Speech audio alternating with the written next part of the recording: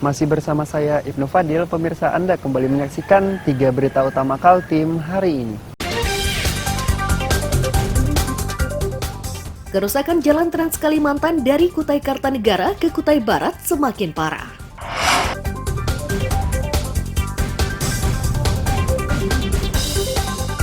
Melonjaknya kasus COVID-19 di Kabupaten Berau menyebabkan ruang isolasi di rumah sakit terisi penuh.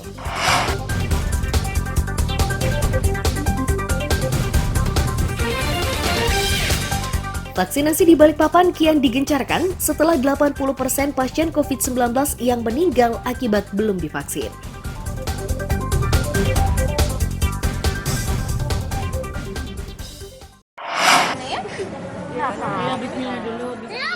Vaksinasi di gedung parkir Kelandasan Senin siang ini merupakan bagian dari 3 titik vaksin di Balikpapan. Selain gedung ini, petugas juga melaksanakan kegiatan serupa di BSCC Dom dan Plaza Impres Kebun Sayur.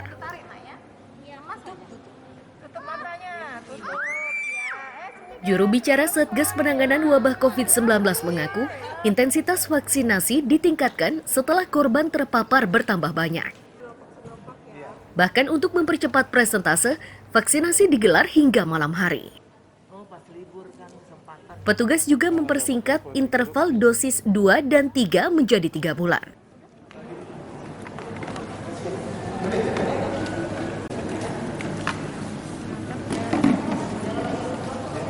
Maka hari ini kami dari Dinas Kesehatan Kota Balikpapan membuka pelayanan vaksin di 3 sentra sekaligus, yaitu di Dom Balikpapan, kemudian di Gedung Parkir Kelandasan untuk kecamatan wilayah Kota dan Tengah, dan untuk menyasar masyarakat di Kecamatan Barat kami juga membuka di Plaza Impres Kebun Sayur, serta nanti malam kita akan menambah lagi pelayanan di Mall Penta City.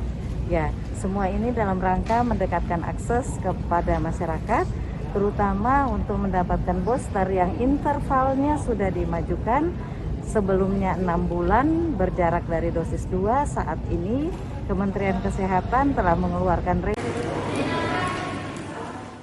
Kepala Dinas Kesehatan juga menyatakan 80% dari 21 pasien COVID-19 yang meninggal di tahun 2022 yang belum divaksini. Dengan kondisi tersebut, Satgas meminta masyarakat secepatnya mendatangi gerai vaksinasi yang disiapkan petugas. Amir Hamzah, David Purba melaporkan dari Balikpapan.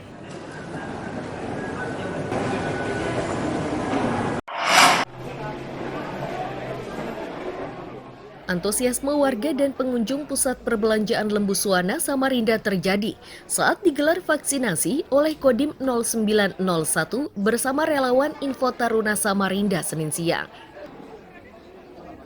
Warga antusias karena vaksin AstraZeneca yang disiapkan untuk dosis 1, 2, dan booster. Tidak hanya masyarakat umum dan pengunjung, puluhan petugas keamanan pusat perbelanjaan silih berganti meminta disuntik vaksin. Kehadiran TNI dan relawan cukup membantu meringankan beban mereka untuk mendapatkan vaksin yang diinginkan. Pak, tadi ngikuti vaksin yang keberapa tadi? Vaksin ketiga. Booster ya? Ya. 1-2-nya jenis apa tadi? Astra juga saya. Astra juga ya? Berarti vaksin yang ketiga ya? Ya, terakhir tuh ini. Dengan diadakannya vaksin di Mall Lembu Suwana bagaimana anunya? Buat karyawan sendiri bagiannya lebih dekat atau? Membantukan, jadi kita tidak repot-repot cari ke wilayah lain. Wilayah lain ya? Ini memang lagi shiftnya pagi atau gimana? Lagi shift pagi. Ada berapa satpam di Lembu Suwana yang ikut? Untuk karyawan ada 50 total untuk satpam. Untuk pagi ada 30. Jadi ikut semua ya rata-rata ya? Oh. Komandan Kodim 0901 Samarinda, Letnan Kolonel Artileri Medan Novi Herdian mengaku sengaja menggelar vaksinasi di pusat perbelanjaan dengan harapan akan banyak warga yang datang. Untuk memenuhi hasrat warga tersebut, Kodim 0901 menyiapkan 1.200 dosis. Kami pada hari ini menyiapkan 1.200 dosis. Kita sengaja melaksanakannya di tempat pusat perbelanjaan. Harapannya masyarakat sambil berbelanja, jalan-jalan, sambil juga melaksanakan vaksin. Dari hasil pantauan Pak, antusiasme masyarakat bagaimana? Alhamdulillah luar biasa hari ini. Apabila kita menghitung secara waktu, masyarakat sudah hampir seluruhnya tervaksin. Namun demikian, hari ini kita lihat masyarakat sangat antusias seperti yang kita lihat di belakang kita. Jumlahnya sampai dengan jam 11 sudah mencapai hampir 200 orang. Alhamdulillah. Kemudian dosis apa yang diberikan kepada masyarakat hari ini Pak? Untuk hari ini khusus kita siapkan AstraZeneca. Dosis 1, 2, dan... Dosis 1, dosis 2 maupun lansia. Semuanya kita layani. Vaksinasi kali ini diawali pendataan diri, tensi darah dan suhu badan dan pendataan riwayat penyakit. Vaksin akan diberikan oleh petugas jika peserta mampu melalui beberapa tes kesehatan tersebut. Amir Hamzah dan tim liputan melaporkan dari Samarinda.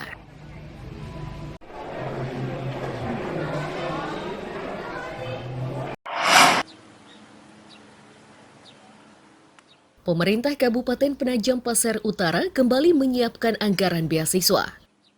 Di tahun 2022 ini, beasiswa yang diberikan pada 1.000 mahasiswa dengan anggaran 3 miliar rupiah. Sebagian diberikan pada mahasiswa penghafal Al-Quran, sedangkan sebagian lain diberikan ke mahasiswa jurusan agama, ilmu pasti dan umum. Termasuk yang ini ya, yang program lanjutan juga ya. Yang 1.000 sarjana itu kan ada yang lanjutan. Khusus penghafal Al-Quran ada 2 kategori yang disiapkan pemerintah kabupaten, yakni kategori hafiz atau penghafal 30 juz dan tahfiz atau penghafal 5 hingga 30 juz. Kedua kategori ini disiapkan anggaran sebesar 500 juta rupiah. 2019 itu ada 16 orang.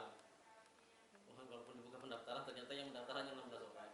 Beasiswa itu hanya tersedia untuk 1.000 sarjana dan hafiz. Hafiz itu pengertiannya dia sudah hafal 30 juz dan tahfiz yang masih menghafal antara 5 sampai 30 juz gitu. Berapa? Kalau yang 1.000 sarjana itu untuk jurusan agama dia 6.500.000 per orang. Jurusan teknik itu jurusan teknik eksak, yang eksak itu 9.500.000. Ilmu pasti, eksak itu yang ilmu pasti.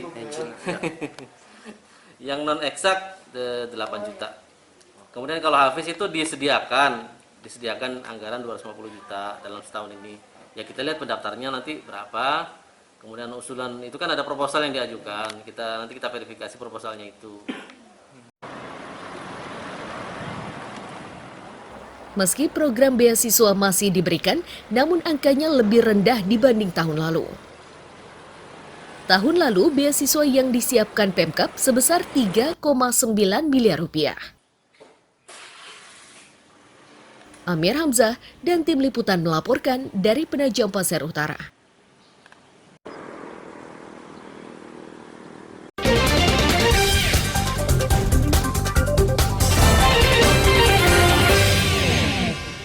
Pemirsa, berita tadi menjadi akhir kebersamaan kita pada pagi hari ini.